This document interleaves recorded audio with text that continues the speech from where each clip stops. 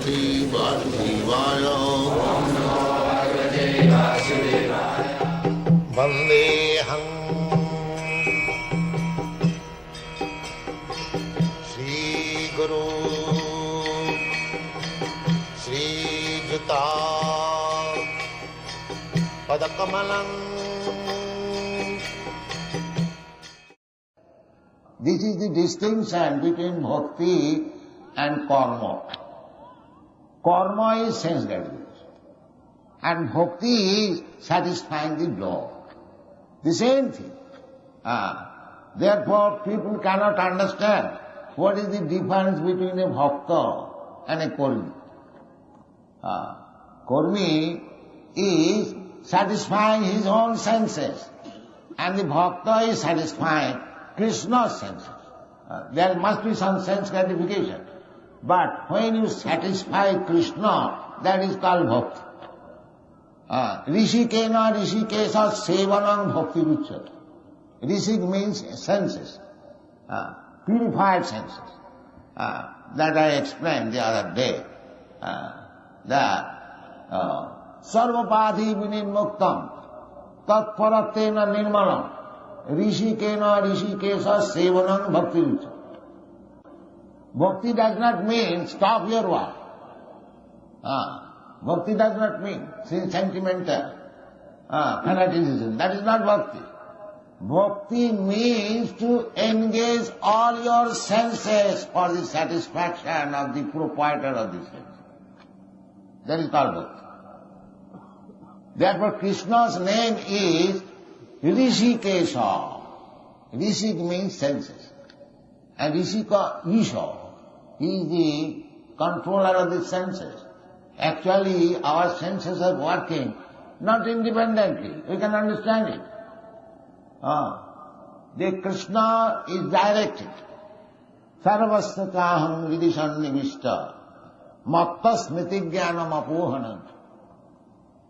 Matta smiti jnanam apohanam.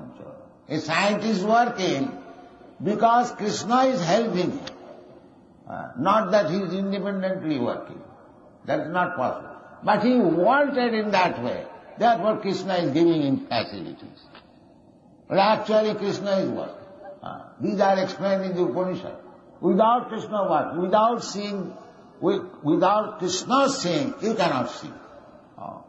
Just like the sun's sign is explained in the Brahma Samhita. Jat chaksureshu savita sakalat grahana. The sun is one of the eyes of Krishna. Jat chaksureshu savita sakalat grahana. Raja samastha suramurti asesha teja jassagmaya brahmati sambritakala chakro govindamadi purusham tavaham bhajan.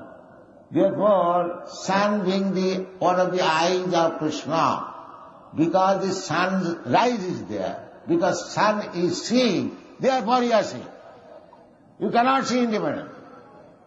You are so much proud of your eyes. What is the value of your eyes if there is no sunrise? You cannot see. Even this electricity, that is derived from sun. So, actually, when Krishna sees, you can see. That is the position. So our senses, in the Bhagavad-gita it is said, Sarvato Panipadastha. Sarvato Panipadastha, everywhere Krishna has his hands and legs. What are that? My hand, your leg, that is Krishna's. Just like if somebody says, I have got branches all over the world.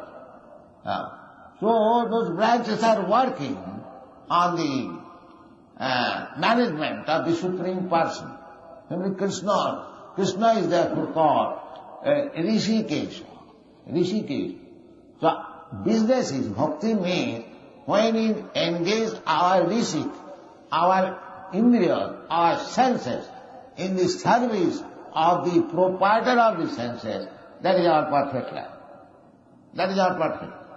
But as soon as we desire to use our senses for the gratification of the senses, that is called karma, that is called material life. So therefore, for a bhakta, there is nothing material. That is Ishavasmidam Sarvam. The bhakta sees that everything belongs to Krishna. Ishavasmidam Sarvam. Jat kinchit jagatya jagat tena taktena bhulitha. Everything belongs to Krishna. Therefore, whatever Krishna gives us, just like a master allows something to the servant, you can enjoy it. That prasadam. Prasada is sarvadukkhanam, hanirasupaya. This is the life. If you become Krishna conscious, if you understand that everything belongs to Krishna, even my hands and legs, they also belong to Krishna. All the parts of my body, they belong to Krishna. Then it should be used for Krishna. That is karma. Anna vilasita sunnam, jnana karmana avritam, anukullena Krishna anusilanam bhakti ruttama. That Krishna did, Arjuna did. He wanted to satisfy his senses by not fighting, but he agreed after hearing Bhagavad-gita that yes, Krishna is the Supreme Person. Aham sarvasya prabhava, matta sarvam pravartati, iti matya bhajanti ma buddha bhava samanti. These things are very nicely explained in the Bhagavad-gita.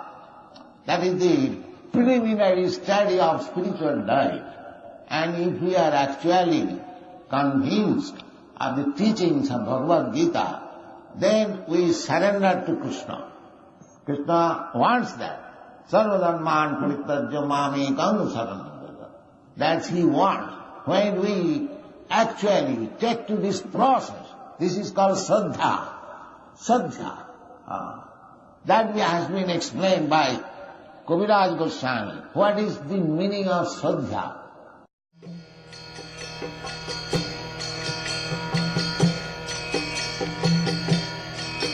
Hare Krishna,